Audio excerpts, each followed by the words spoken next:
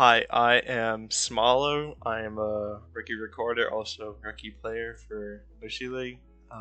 Some of you may know me, and if you don't, then that's my introduction. I play for Psychic Guardians, and yeah, this is a match I just started this week between nchmax and Hclat.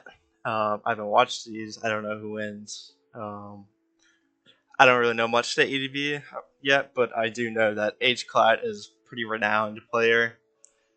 I would assume nchmax is too. I'm probably just not in the know.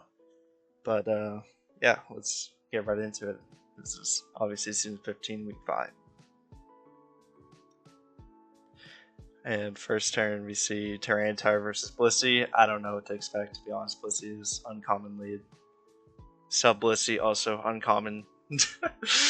Focus Punch, Sub Punch, Blissey is gonna chunk the Tyranitar for a modest amount.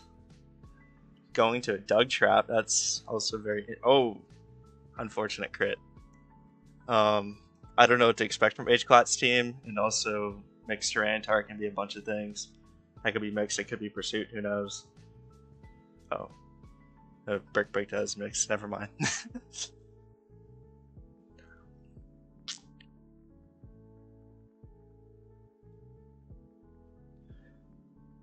Bunch of switches going on.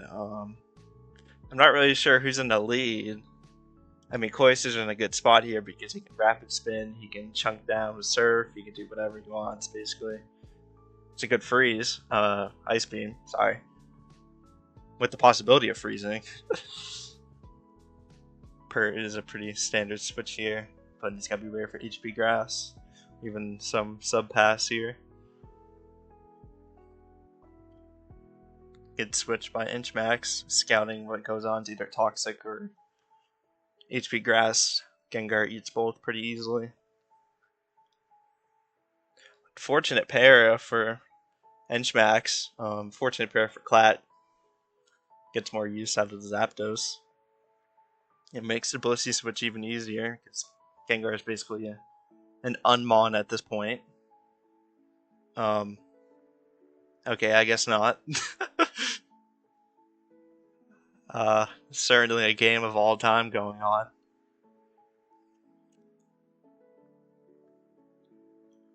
And Hclat has revealed that it is counter sub punch of slam, so that's certainly interesting.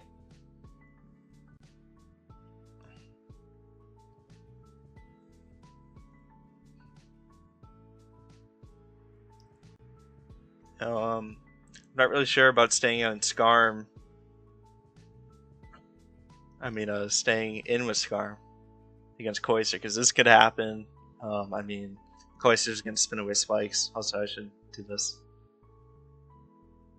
This shows spikes. Yeah. This looks in a very bad spot for Hclat. I mean, Zapdos is chunked. Their Zapdos is toxic, but I mean, this is looking to be a fast-paced game, anyways. Cloyster teams usually are. Cloyster likes to spike and die, maybe get a spin or a surf or an explosion going on, but Cloyster does not usually plan to stick around for very long, typically.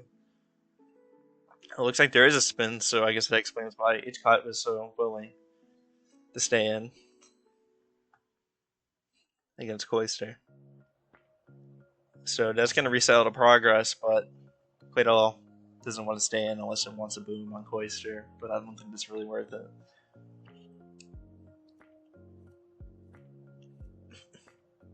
It's a big crit. I mean, it doesn't really change much, but it prevents from getting third spike. Obviously, it doesn't hurt nchmax.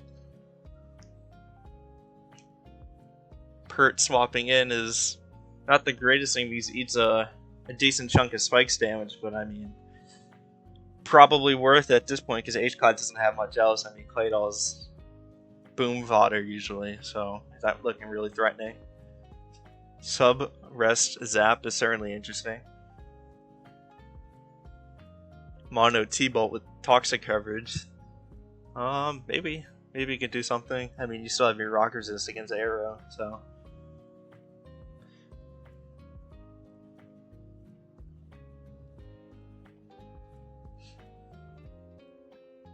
probably gonna switch out now. Yep. Quato doesn't really threaten much though, so this isn't a huge loss. But the sidekicks will keep adding up on whatever switches in. That's a good swap. I mean, even if it's HP Ice, it eats a decent chunk of damage, but it's not the worst. Ooh, Suicune in the last. Wait a minute, this is very promising for Hclat as long as it doesn't get boomed on. Realistically, the only thing that stops Hclat from winning this game is getting boomed on by Cloyster and then Hero coming in if the boom doesn't kill. I think Hclat has this in the bag, barring something insane, like a bunch of toxic mixes.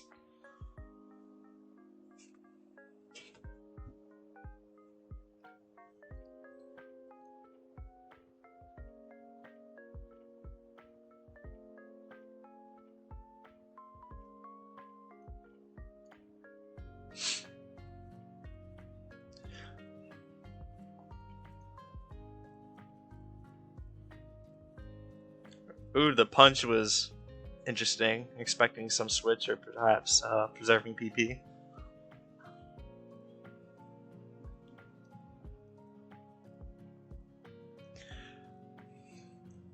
How many more ice beams does Pert have left? 12? 12 or less? I don't know if pressure shows. So we're looking at 12 or less. I think it's most definitely less because he spammed ice beams a bunch against Zapdos. And Zapdos has pressure.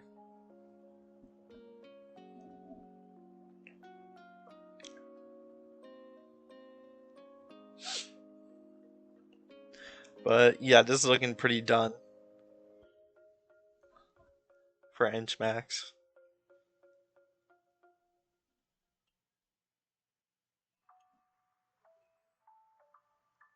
Unless this Cloyster's faster than Suicune and you can boom on it.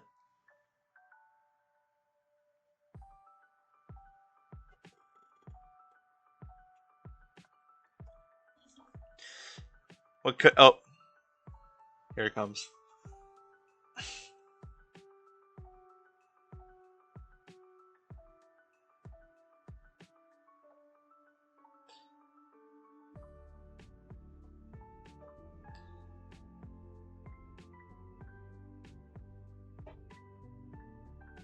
Yeah, I don't see how nchmax gets out now unless there's a crit.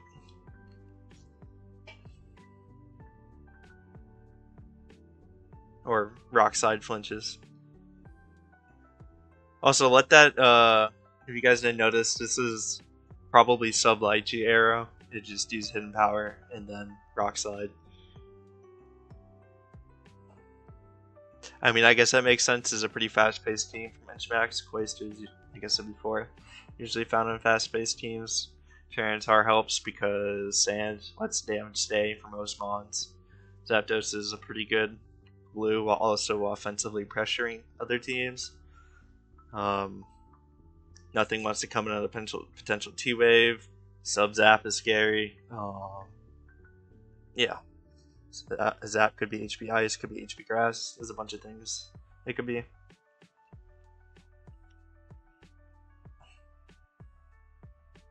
But yeah, Aerodactyl is going to do peanuts to Suicune, so this is going to come down to crits and rock side flinches. I'm just going to put it on fast mode, I'm pretty sure Hclat wins this.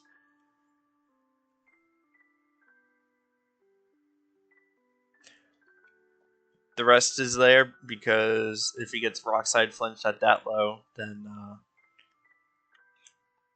the game could potentially be lost while going for these rest loops. It invites more chance to crit, but it also he's PP stalling Aerodactyl out of like the big hitting moves. So yeah, like you see there, he got flinched when he woke up, so he's going to be spamming rest here. Yep.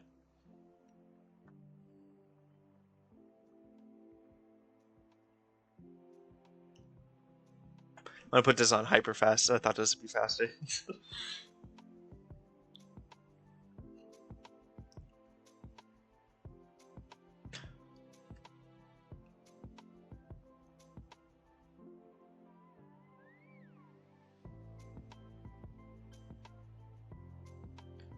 Yeah, not really much to say about this. Nothing really interesting going on. I mean, we're just crit fishing if we're pro nchmax over rock slide flinching. Oh, wait, error one. Well, I mean, I guess that's fair enough. It was bound to happen eventually with that many turns of Suicune just rest looping. But yeah, interesting. Heartbreaker if you're for Hclat, but very exciting if you're on Team nchmax. And let's go to game 2.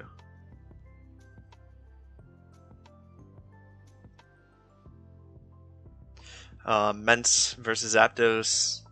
Mence could be anything really. Both usually like to switch out. Vaporeon on a Zapdos could be Zapdug special offense. I'm inclined to believe it because this Vaporeon looks very offensively invested. I could be wrong. This looks like a very defensive Jirachi too. So this could be a mixed Mence.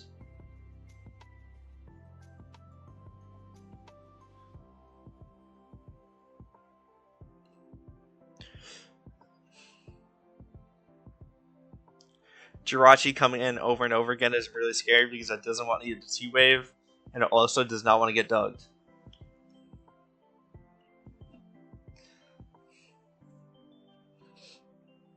So that's something that Hclat has to worry about each time it brings Jirachi in.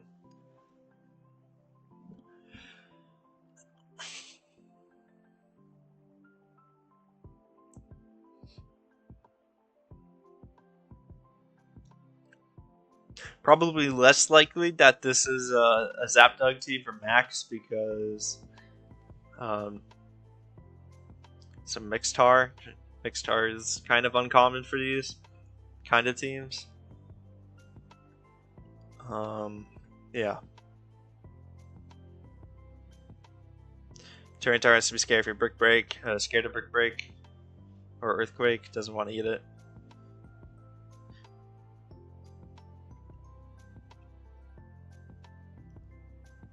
Machamp, sure. Oh, Machamp eating the burn just makes it kind of useless. That's unfortunate. I mean, I'm not too sure why you're switching Machamp anyways, because because this is a defensive Jirachi, it probably has Fire Punch, and I don't think you want to risk that chance of Fire Punch of getting on your Machamp. I mean, does Machamp have guts? Oh, Machamp has guts. Never mind. There's a boost. I forgot. This is not DPP where Machamps run no guard. Apologies.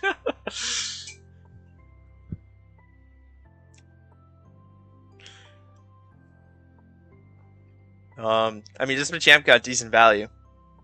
It's a pretty high value Machamp. Usually, Machamp either does nothing or it does a bunch, and this time it does a bunch. So, very fortunate for Max.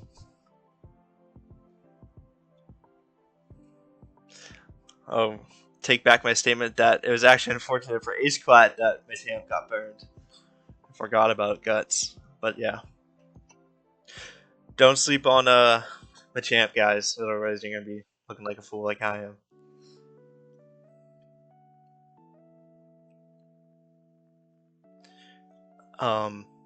Vaporeon is just gonna probably get could possibly get PP stalled here. Who knows? But this is very yeah. The baton pass makes sense. Even on an offensive Vaporeons, they like to go to go for 101 HP subs against Blissey for baton passing the Doug or whatever else. But sub pass makes sense even on Vaporeon.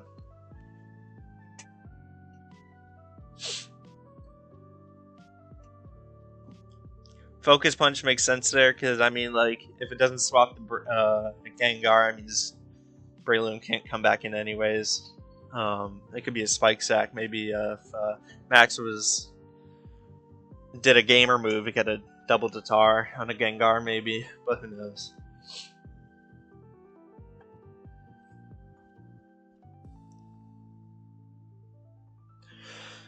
So because mixed Tyrantars have a wide moveset, I'll just recap what's been shown about Tyrantar. It's been Crunch, Fire Blast, Ice Beam. We could be looking at Brick Break, Earthquake, even Rock Slide.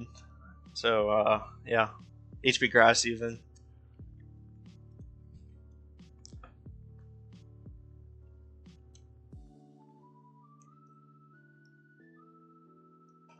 I don't know what's in the 6 for Mask. I don't know what he's hiding in the back. Probably some endgame sweeper. Nothing really on this team is really a cleaner. Maybe we could be looking at like maybe Jolteon. Jolteon fits sometimes on some spikeless offenses as a speed control and soft Zapdos switch inner. Switching on T-Bolts, but beware T-Wave. Be looking at Jolteon, Arrow. I don't want to say Hera because there's a Tar, and that's very counterproductive with sub Slack or in their stuff. So I doubt it's Hera. Maybe DD Ments, who knows? Although I doubt because there's only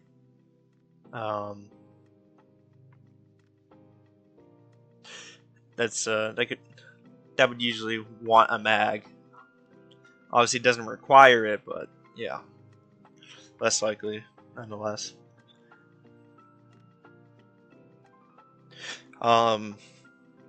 Whoever's in the back though has got to seriously clutch up this game because the score does not look very good right now.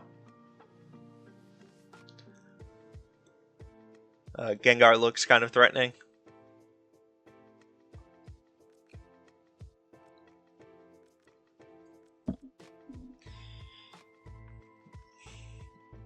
Whoa. Probably an offensive Gengar.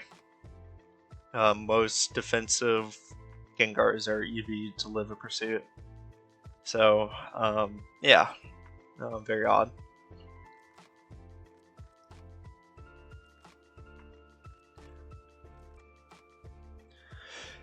I would have thought that would be a defensive Gengar because it's kind of a slower team. It's not the slowest paced team. It's definitely not stalled by any means, but yeah. Looks like Tyranitar though is actually the one clutch, not the hidden 6.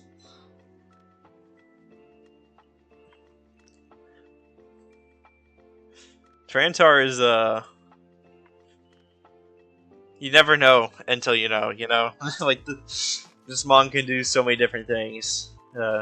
It's a king of EDV OU for a reason. And very good in other gens. Metagross kind of makes sense too, probably a Jilgross. I'd be surprised if it wasn't. This could be 3 attacks, a Jill.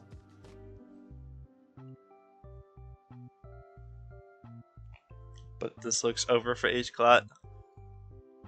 Unfortunate for the lucky Lotad fans at home.